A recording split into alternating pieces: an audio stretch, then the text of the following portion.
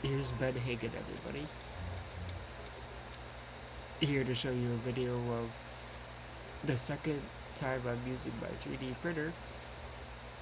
My brand new one I just bought with a direct drive extruder and auto bed leveling and a mechanism that wipes off the nozzle so it doesn't clog up with filament.